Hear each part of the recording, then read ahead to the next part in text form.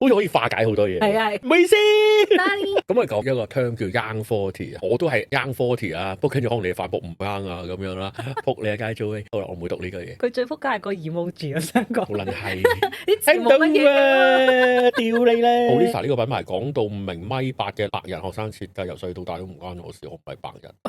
咁佢唔係想我自己有米八？你係咪幫我報仇㗎？哇！乜事啊？Polo 係好冇辦法外邊加件嘢㗎，一定當遊客喺廣東度。亞洲人係吃力啲，我哋全部都好似Joey咁，唔係白人啊嘛。係成個 Tiger Woods 咁樣喎。Tiger Woods，即係最近聽 Young 40呢個 term，我就發現我哋每一個世代都遇到一啲差異喺度嘅。用一啲明星去講啦，喺香港嚟講最大分野就係陳奕迅，聽陳奕迅嗰段同覺得陳奕迅係做嗰段。Joey 話邊個係陳奕迅？啲白人唔知嘅。每一句同 Joey 講嘢都係咁。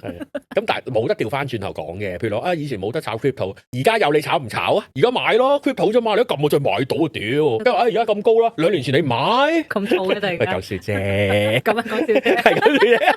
你唔買？以前係點咧？我都會講嘅。我哋呢輩咧又可以屌上一代唔識打中文，又可以屌下一代唔識寫中文嘅人。所以都難怪你哋憎啲 Young 40。我覺得好無奈㗎。又嘴嚼又串，係啊，好似可以化解好多嘢。係啊，唔好意思。Daddy 聽 podcast 做乜鳩？佢幾時嬲啊？